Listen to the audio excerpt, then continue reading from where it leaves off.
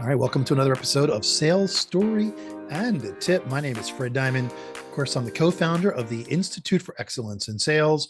And Monica, I'm also the host of the Sales Game Changers podcast. You can find that up on Apple Podcasts, Spotify, wherever it is you get your podcast. And of course, we also broadcast on LinkedIn as well. But today we're talking to Monica Stewart.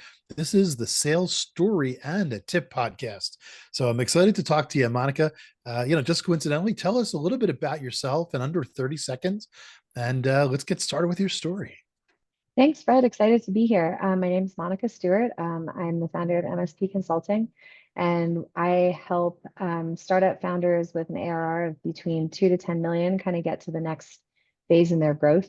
I've been doing this for 15 years and really excited to be here today. All right. And by the way, you're in Mexico City right now I as we're doing the am. interview.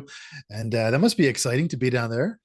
Yeah, it really is. I spend about half the year here, and for Oh, those of you that are watching this on YouTube, you can see my beautiful jungle plants behind me.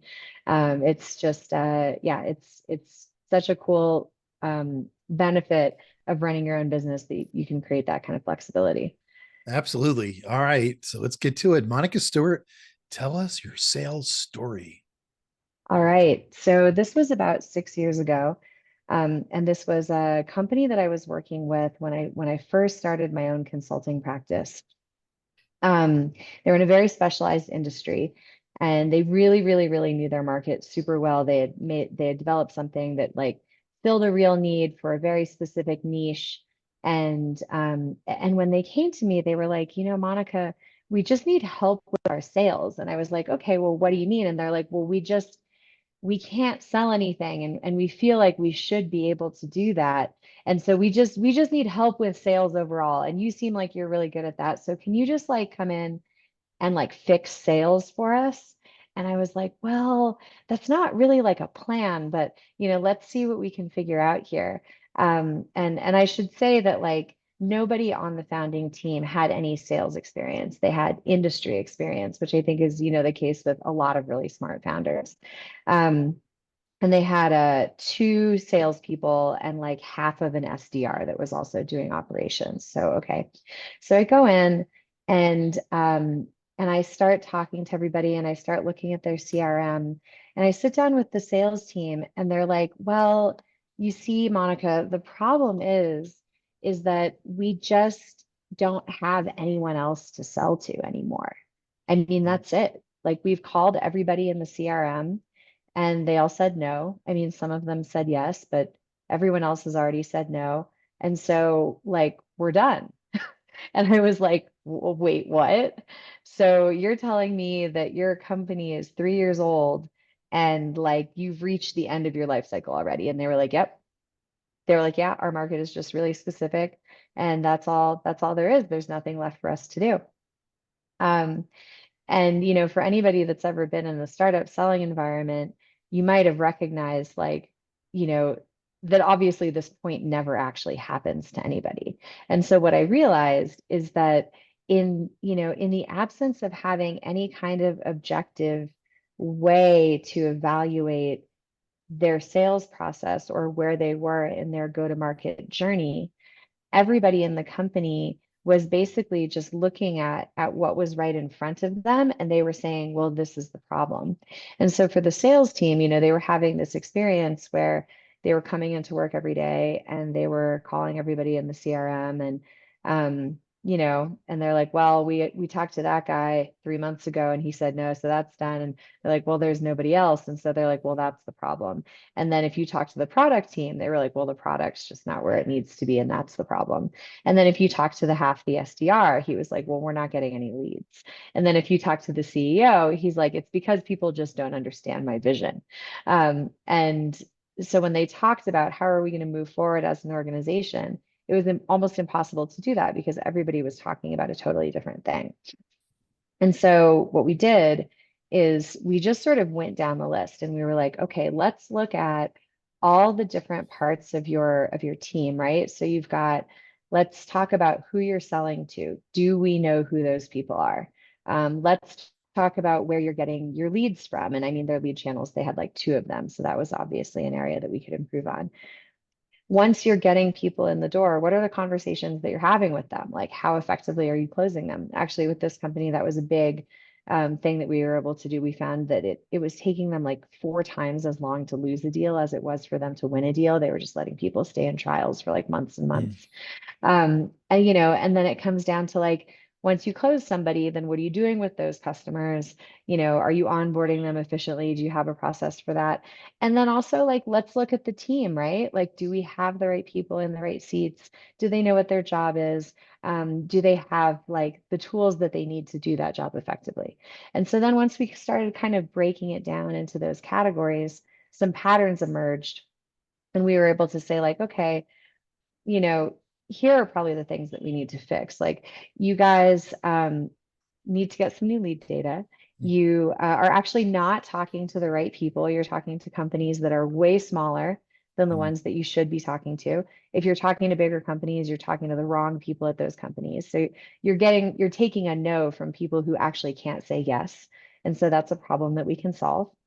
And then, from the team perspective, Mm. very typical startup scenario, they were like, great, let's hire some salespeople that have done sales before. And then they'll come in and they'll be able to like do sales here because that's how that works, right? Well, that's not how that works. Mm. You need to understand how to sell that product to that persona at that company.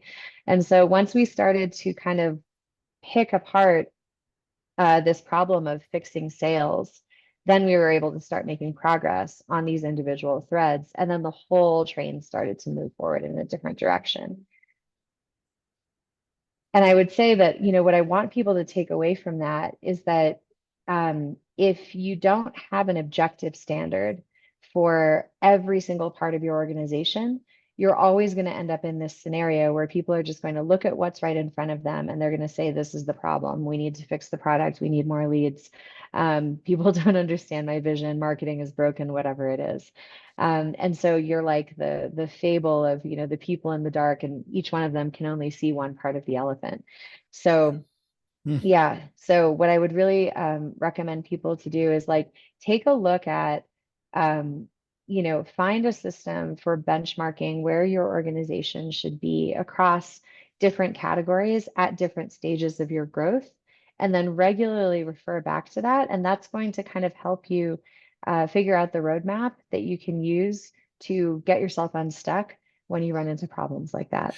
Yeah, that's a great story. And that's so many things to unpack there. One that stuck me through was taking a no from somebody who can't say yes. Oh, yeah. And so many times, not just with small companies, but large companies as well. They're not just they're talking to the wrong people, but they're talking to people who aren't involved in the decision. Yep. And yeah, it's one of the you talked about the word, either fable or parable before. Um, there's we always talk about how great the first meeting is because every first meeting is great. Yeah. The customer is talking to someone about an idea. They get to talk about their problems, and every sales rep is like, "Oh, this went great. It's a 50% chance that we're going to get it." Oh, then Uh-huh. try getting the second meeting. That's where the Mm-hmm. rubber meets the road, and then of course the third and the fourth. So you started to allude down this path, but what's one tip that you would tell salespeople listening to today's sales story and a tip show that they need to implement right now that you definitely walked away with? Yeah. So I would say that, for individual salespeople listening to this show, you should treat your role and treat your own book of business just like, um, just like a consultant would, just like I did coming in and evaluating an entire organization. So if you're stuck in Q1 and you're like, I don't know how I'm going to get to my number, don't just think like I need to sell more. Really start to break it down. Like, okay, do I have the right people in my pipeline? And do I have a good way of getting more of the right people in my pipeline? And then once they're in there, am I really doing a good job at moving them through the process that they need to go to? And then am I doing a good job of showing them like a path to implementation?